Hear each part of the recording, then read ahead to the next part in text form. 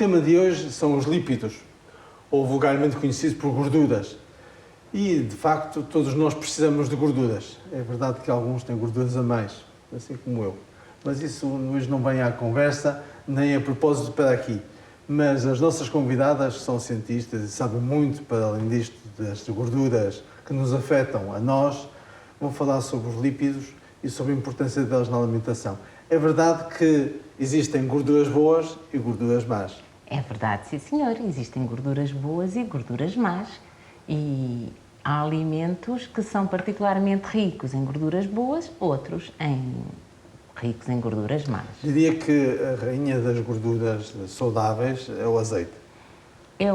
Na nossa alimentação mediterrânica é o azeite, sem sombra de dúvidas. É uma das melhores que podemos utilizar pela sua abundância e também pela sua constituição, claro. Mas também encontramos, por exemplo, gorduras que nos podem ser úteis nos frutos secos, como as amêndoas, as nozes, as avelãs, e elas também nos são saudáveis e nos são caras para a nossa saúde. Sem sombra de dúvida, tem toda a razão. Concordo inteiramente. E qual a importância dessas gorduras no nosso organismo? Estas gorduras, ou seja, mais propriamente óleos, porque gorduras nós guardamos esse nome para as que são sólidas, e portanto o azeite é líquido, será um óleo, assim como, por exemplo, o óleo de amêndoas doces, ou o óleo de noz, ou o óleo de linhaça. São substâncias que são muito ricas num certo tipo de componentes que são os chamados ácidos gordos. Ácidos gordos poliinsaturados. E esses ácidos gordos poliinsaturados o nosso organismo não é capaz de fabricar todos e vai utilizar aqueles que são fornecidos pela alimentação para produzir compostos de que nós necessitamos para o bom funcionamento do nosso organismo. Ou seja, nós não viveríamos sem ingerirmos gordura.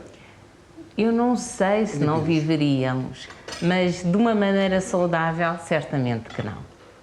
O que estou aqui a fazer, o que vamos fazer hoje vai ser um bacalhau, que também é rico em gordura e em gordura saudável, porque é uma gordura natural e que os peixes de água fria ou de águas geladas têm, por natureza, e que vai ser aqui cozinhado em azeite a baixa temperatura. Vamos colocá-lo sempre numa temperatura constante, num lume muito brando, e que isso vai fazer com que o peixe, ou neste caso o bacalhau, não se mantenha as suas lascas, mantenha a sua gordura entre lascas e por isso não se desfaça e que mantenha todo o seu sabor e ao mesmo tempo não vamos perder as qualidades do azeite, não vamos deixar que o azeite aqueça ou sobreaqueça, porque quando aquece perde qualidades, não é assim? É verdade, senhor. Quando aquece, e pelo facto do azeite ser rico também, alguma parte da sua constituição em ácidos gordos poliinsaturados, quando aquece vai promover a oxidação desses ácidos gordos.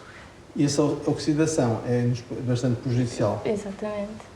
Nos óleos vegetais, nós aprendemos bastante sobre óleos vegetais, sabemos muita coisa, hoje há muita informação sobre os óleos vegetais e aquilo que sabemos é que a ingestão de alguns óleos vegetais é-nos prejudicial.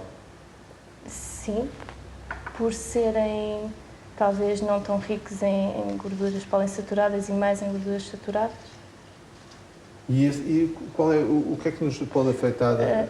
As gorduras poliinsaturadas são mais facilmente depois até transformadas em energia para o nosso corpo e não tanto como as gorduras saturadas, que também vão ser prejudiciais para o colesterol, vão provocar um aumento de colesterol.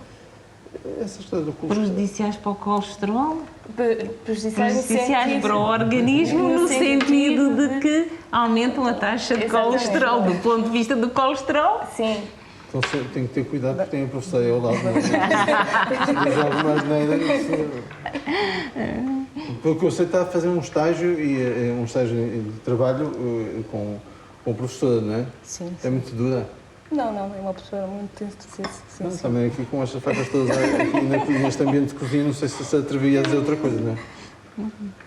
E como é que é estagiada na parte da alimentação num laboratório de uma faculdade de ciências. Porque está trabalhada, ou está estagiada, ou a sua parte mais científica tem a ver com a parte alimentar. Sim, sim, tem a ver com a parte alimentar. E o que é que faz assim mais especificamente, assim, em termos de alimentação? Quais são, o que é que experimentam? O que é que fazem? No caso da Isabela em concreto, ela está a implementar uma técnica para avaliar outro tipo de propriedades dos alimentos que não estão aqui em questão, que são as respectivas propriedades antioxidantes.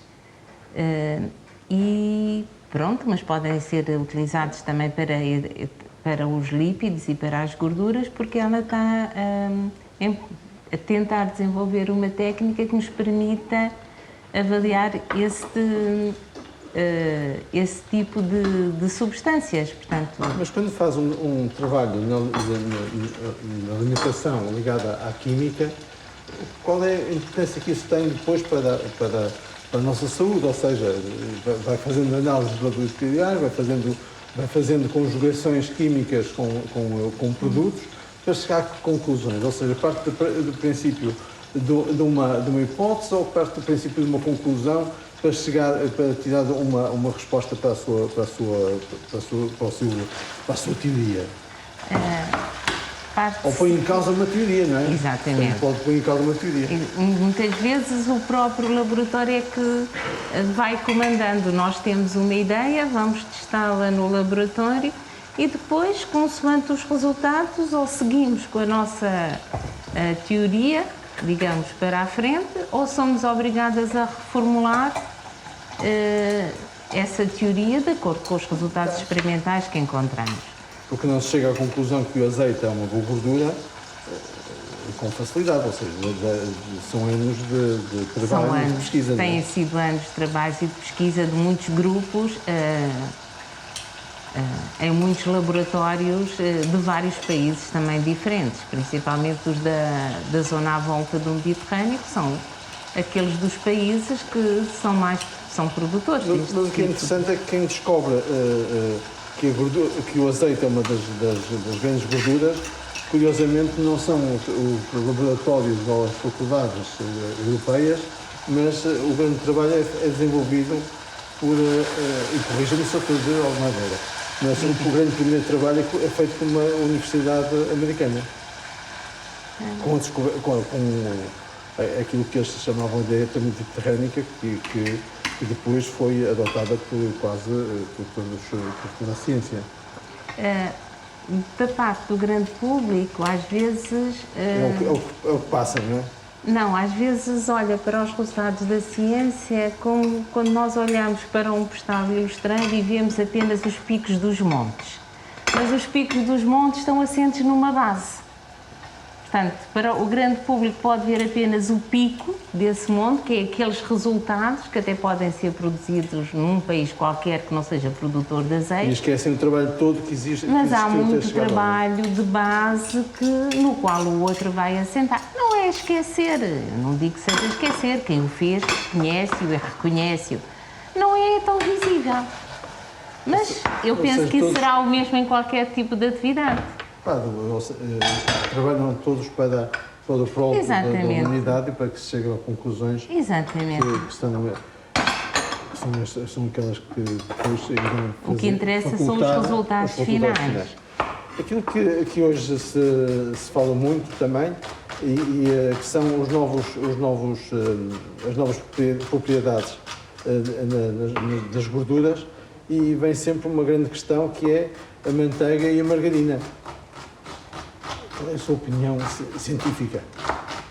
Não é pessoal, porque pessoal eu gosto mais de manteiga, é uma questão de paladar, não é? Mas isso é uma questão de paladar. Mas está a pôr a manteiga versus margarina? Estou a pôr a manteiga, exatamente. Pronto, a manteiga é rica em gorduras saturadas. Desse ponto de vista, contraria tudo aquilo que nós tivemos a dizer. Mas sabe tão bem. Mas também é tudo um pouco, depende da quantidade, não é? Claro. Já é muito velha aquela máxima que dizia que tudo é um veneno, depende da quantidade. Portanto, em pouca quantidade, certamente não faz mal. problema, será sempre o excesso ou a utilização única. A margarina é um produto industrial e tem havido problemas na sua produção ao longo do tempo, mas alguns já foram ultrapassados pela indústria e às vezes há uma ideia que já não corresponde à realidade, que é uma ideia que já está pronto. E sobretudo a partir dos anos 80 houve uma grande melhoria nas... Houve uma grande melhoria. Houve uma grande melhoria nos passaram a ser, processos de facto, industriais. 100% vegetais, que é uma coisa que é, essa altura. Outra qualidade, outras preocupações no controle de qualidade. Estou aqui a usar batata doce, azeitonas, vou saltear aqui um pouco de azeite com cebola, vou colocar aqui a batata doce que foi esmagada com o garfo.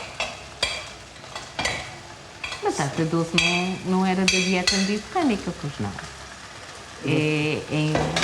É importada. A batata doce, como toda a batata, é um produto que vem da América, não é? E que foi rapidamente introduzida na nossa alimentação.